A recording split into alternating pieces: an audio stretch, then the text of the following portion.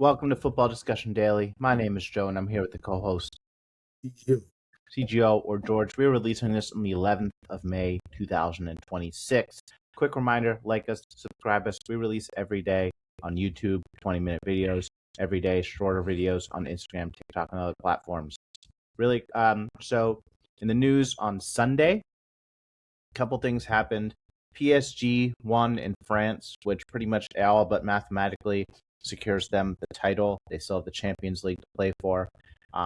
Barcelona beat Madrid 2-0 in El Clasico, which mathematically secured them the title. So they have won 3 La Liga titles in 4 years. Lamine Yamal and Robert Lewandowski both have 3 La Ligas, which is more than Cristiano Ronaldo has. Como qualified for Europe, which is big. Cesc Fabregas has been their manager for a while. I think he's their co-owner. We had Arsenal beat West Ham 1-0. We had Burnley tie Aston Villa 2-2. We had Forest and Newcastle draw 1-1. We had Palace Everton 2-2.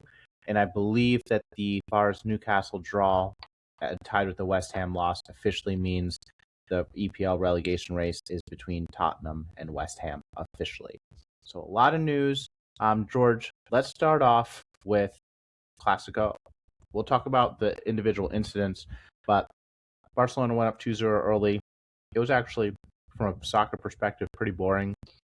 Real Madrid did not put up much of a fight after that. Barcelona was completely comfortable just cruising, and Real Madrid did not put up much of a fight. That was my take on this game. Were you able to watch it, and did you have maybe any other thoughts? I watched the game. First half, Real Madrid were very poor. I think in the second half was when they put up some kind of fight, but by then it was too late.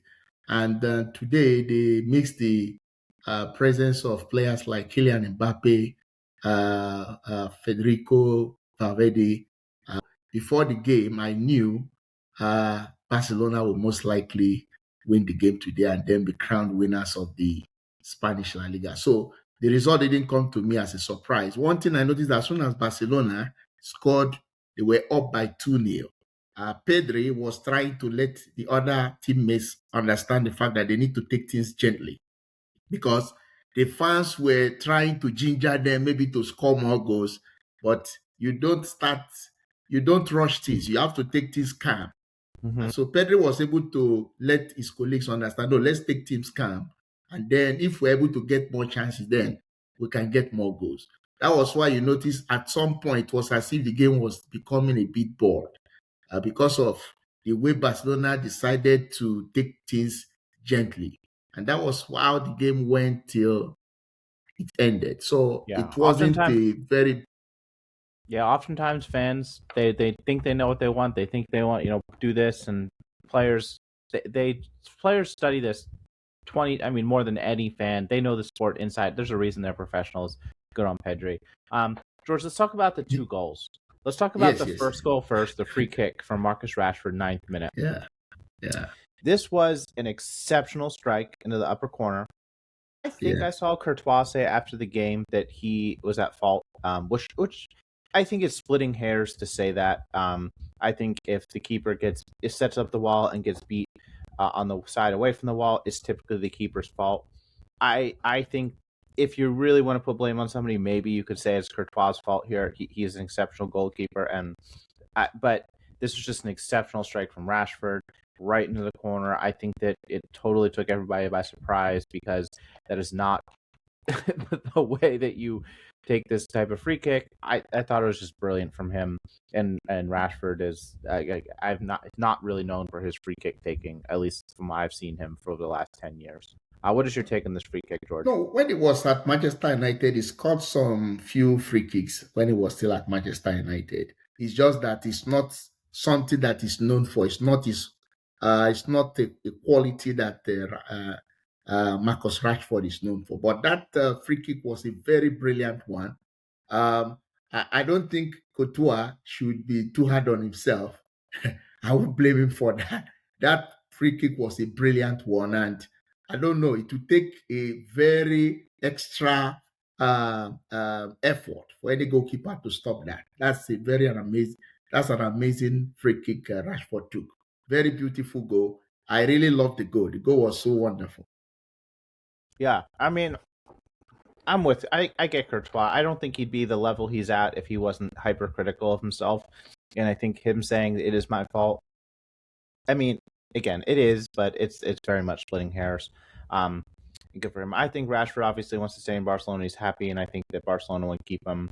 And so I think it's a matter of working that out. So good for Rashford for I finding a spot that works for him. Are you sure Barcelona will keep him? Because the report I'm getting doesn't seem they are really convinced to keep Marcus Rashford. I think it So has to also do with the fee and stuff like that. my perspective is Barcelona likes him play on the field, likes him in the locker room, doesn't even mind his wages, which is I think the wages are the big hang up. And I just don't see who else in the world is going to be willing to pay Marcus Rashford's wages not to play for Manchester United. Nobody. PSG doesn't want him. Nobody in England wants him. Aston Villa didn't want him. There's not a single team in the world outside of Saudi that would pay a fee to Manchester United and the wages Marcus Rashford wants. I think they'll settle on a fee because he's basically dead wood at Manchester United at this point. So, we'll see, George, but that is my perspective on the situation. But a lot can happen this summer. I think Barcelona wants it. My player wants it. I think the fee will work out. This is also an older player. I think that the fee will be lower than a lot of people think. I think he has to reduce his wages because for you to get such kind of amount of wage, you must have proven it. At the level he's playing at the moment, I don't think it's sustainable to pay him that kind of amount of money because I think Right. Rashford is getting more than £300,000 per week or so. So that's too much. When you look at the performance he put up, because for you to be earning such salary, you must consistently be giving five-star performance for you to be getting such kind of money. He signed this contract with Manchester United like 3 or 4 years ago, I think. I think it was like 6 years at 300K, something like that, in like 2022 or 2023. I mean, he did deserve it at that point based on merit and based on play. He then started acting up, and Mourinho said he didn't like him. So it might have been. I know Ole had problems with him in training, like all the time. Rashford would be like showing up late to training, but then helping out at orphanages in order to get PR rep. He was a locker room problem at Manchester United, and so they tried to ship him off. But getting a locker room problem is on ridiculously high wages to sold at a fee that another club's willing to cover his wages is really hard. Aston Villa said we'll cover his wages. We're not going to pay a fee for him. Barcelona basically said the same thing. And, I think that Man United still even might be covering part of his wages. So if you're looking at this from a 5-year financial investment from Manchester United that has a year or two left, 1 year left, I think, after the summer, then, I mean, they're going to get anything. It's like you have a car that's not running that you're never going to use again, and somebody offers you $1,000 for it, and nobody's offering you anything. Like, you'll take the $1,000 because it's better than nothing. I do think Manchester United has a CMS liability financially, and any money they can get from Barcelona will be great. And Barcelona is obviously a healthy spot for him to succeed. So good for Rashford for revitalizing his career there, and I'm pleasantly surprised because I thought that he would not do well there. Well, I think the fee they are trying to offer him for it, I think it's about £25 million or so. But maybe one of the concerns, like you raised, might be with the wages. So if he's willing to get a reduced wage, probably Barcelona might decide to keep him. George, That's the Manchester point. United have zero leverage in this situation of demand a fee for the player. So I that's why I say I think the fee is going to go down. But we'll see. I don't want to continue Marcus Rashford. There's a lot to talk about. Second thing, George, let's just agree that the assist by Dani Olmo to the Ferran Torres goal was just exceptional. There was a ball, and he just backheels it to perfectly coming on to Ferran Torres. Ferran Torres has time to take 2 or 3 touches in the box and just power it right into the corner. It was just, Dani Olmo, the vision, the execution, the audacity. I just thought it was exceptional. I love watching this assist. No. Dani Olmo is a very outstanding player. Even Yes. while he was playing for RB Leipzig, we saw the kind of performance he was putting up while he was still at the club. So coming to Barcelona, he has always been performing whenever he has the opportunity. For me, that assist was the whole beauty of that goal. If I'm to say, It's just that the scorer of the goal, that is Torres, did very well by taking the chance. That's a very good one from him. I was so impressed with the way he was able to convert the chance. So Ferran Torres must be giving kudos also for not making Danny Olmo to lose an assist, because if he hadn't put it in at the back of the net, we won't be talking about an assist for Danny Olmo. That means that beautiful assist he has created wouldn't have materialized. So kudos must go to both players. They did a very great job. Yeah, That's it's great. Yeah. So let's talk about West Ham versus Arsenal now, because this game ended 1-0. Arsenal were unlucky not to score the first 83 minutes, but they didn't. Yes. There was several times where they had very dangerous chances, very good saves. West Ham had probably one of the best chances of the match a couple minutes before the Arsenal goal, where I forget which player. Matthew Fernandes. That's right. He hit it right at Raya. I mean, Raya did a great job positioning himself to make it difficult for Matheus Nunes, but it was a missed opportunity. Oh, Fernandes. Sorry, Nunes is the Man City player. But a couple minutes later, Trossard finished for Arsenal after they were knocking on the door, and that was a big relief for Arsenal. And then at the end, there was an incident, George. We'll talk about the incident in a bit, but Callum Wilson scored, and it was adjudged by VAR to be a foul on David Raya. That goal was called back. Obviously, big impacts to the title race. George, let's remove that because we're going to talk about that at the end. Up to the goal, do you feel like outside of the Callum Wilson situation that Arsenal were the better team and deserved the 1-0 lead before extra time? Well, the issue is that, those two teams were pursuing something. They had a target in mind. So it was more like a final. Arsenal had the title race in mind, and then West Ham had the mind of making sure they don't get relegated. So it made it a bit tensed for both sides. If you notice, after Arsenal couldn't really take advantage of the opportunity they had, I think within the first 10 minutes of the game, you notice that it seems they started losing steam. They allowed West Ham to start coming to the game. So it was as if the game became a little bit even. But I think in the second half, the substitutions the coach made really helped, because he brought in the likes of Madueke, brought in the likes of Martin Odegaard, brought in Kyle Havertz, and you notice that those guys came in and they were able to make a difference, because the goal that Trossard was able to score was due to the brilliance of Martin Odegaard. He did a very great job. Their best offensive player the first half was Calafiore. He was running up all in the box, all half. He was actually taken off at halftime for Mosquera. I think that was tactical, because Mosquera, probably a stronger defender, probably weaker attacker than Calafiore. And I think he gave a lot more license to the other players to move up, which I think was an interesting tactical move by Arteta.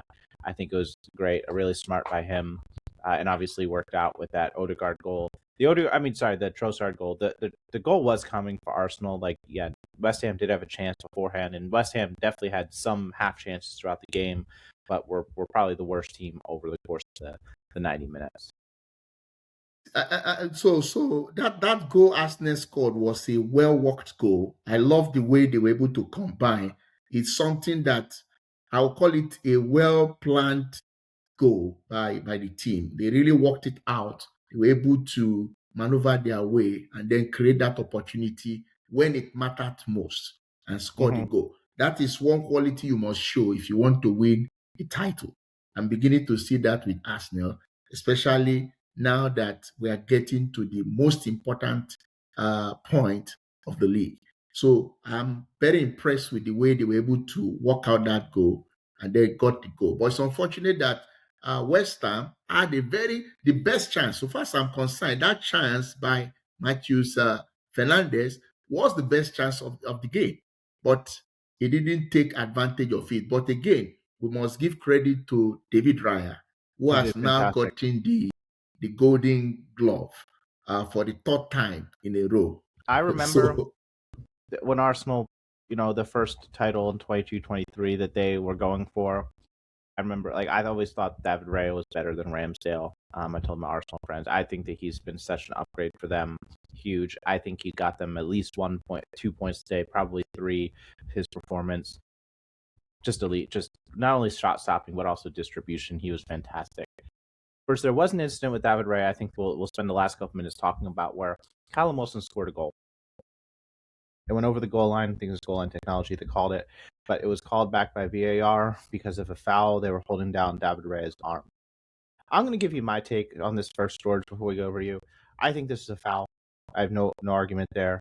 He was holding David Raya's arm. David Raya would have caught that if he was unimpeded. Fine. My issue is that in the August game, an identical situation happened where Gabriel or Saliba, I forget which one, Saliba basically did the same exact thing to the Manchester United goalkeeper, who is Beyondier, who is no longer the starting keeper. He's not good enough. But he was, Saliba did the same exact thing, and Calafiore scored. It was a 1-0 game. Boom. I think Arsenal would have won that game regardless of that. But there's a lack of consistency in the Premier League that's frustrating. As a player, you kind of want to know what's allowed, what's not. There's things that are definitely fouls, definitely not fouls. Within that gray area, there should be a consistent line and of what's called across the league. And I don't feel like we have that, and it's frustrating. I do feel like that August situation, I remembered at the time. I'm like, this isn't consistent. It's a foul or it's not, and in both situations it is. In both situations, it should not have been a goal. I get if you're a West Ham fan, that point would really matter in a relegation race, and I feel like they should be feel hard done by because it has not been called consistently all season. What do you think, yes. George? No, Joe, what you said is very, very on point because that was a clear foul on the David Raya. Because if not for that, I'm sure he would have gotten hold of that ball. 100%. But because of what they did, he couldn't get the ball, and then Callum Wilson was able to score the goal. And then there are other things that came up during the analysis. Some people were saying Trossard was holding a player, not looking at the ball. A lot of all these things come up. But at the end of the day, that was a foul. There's no doubt about it. The problem people are having is just that game Arsenal played against Manchester United at Old Trafford, where the Manchester United goalkeeper was fouled and nothing was done. So this is what we've consistently been saying, that the Premier League must learn to be consistent when it comes to officiating. Because imagine if that goal hadn't counted, maybe it would have also impacted on Arsenal's title race. Consistency is important. This is a foul. The one against Manchester United was also a foul. Like that goal, I looked it up today because I was just curious. It was in like the 13th minute. I do think Arsenal, again, you were talking about their mentality earlier. I think they're better than Manchester United. I think they would have worked it out, but again, it's consistency, and I do feel like this meta of the sport in England where teams orchestrate all 11 players just to get the goalie in a situation where he can't be a goalie is really bad for the game. Other leagues have called this consistently, and their set pieces are better. And England does other things better. Like England gives yellows for diving, the other leagues don't do. And I think other leagues, like Spain in particular, can learn from that, or France or Germany. England, gives yellows for that much more than other leagues, and I think it's better. But on set pieces, impeding goalies, having this orchestrated running so that the goalie needs to, wait to like go for a ball and stuff. It's just bad for the game, in my opinion, and it's ugly and it's not soccer. Joe, we've talked about this issue of goalkeepers not being protected in the Premier League. And if you watch, a team like Arsenal has really benefited from that. When it comes They to... haven't benefited. They've realized the league isn't calling this consistently and specifically targeted it as an area where they can leverage and wean in and get an advantage. And I feel like that gaming of the referees' enforcement of the rules is bad for the viewership of the sport. Like, we're hardcore fans, we'll watch whenever, but there are fans on the margins that might be bored by that type of review and that type of games. So it's very important that the English officiating has to work on the aspect of making sure goalkeepers are protected. I was happy that the goal West Ham scored today was disallowed. even though it is very painful to the fans. But sometimes truth, when we see truth, we just have to say it. It wasn't a goal. It And that's wasn't a the goal. way it's supposed to be. But what we need is having that consistency. Let us Consistency. protect the goalkeepers George, anytime. And if they start implementing this, you will see that teams like Arsenal that always try to crowd goalkeepers and other teams in the they Premier do. League, And they will George, desist from it. it's because of enforcement. And I got to close out, so I got to close out with their standard questions. George, I think we're on the same page on this. Number one, what could do you agree with George and I that the Premier League refereeing is inconsistent to the point where it makes the product worse? Number two, which tactical changes from Arteta impressed you the most? Which individual player? Was it a substitution? Was it a player? Number three, which of the goals did you like? Either was it today? Was it for Barcelona? Did you like the Ferran Torres, the Olmo, or Rashford? Because they're two exceptional goals, but they're just so different in terms of their quality. So I'd love to know your thoughts. And thank you for listening.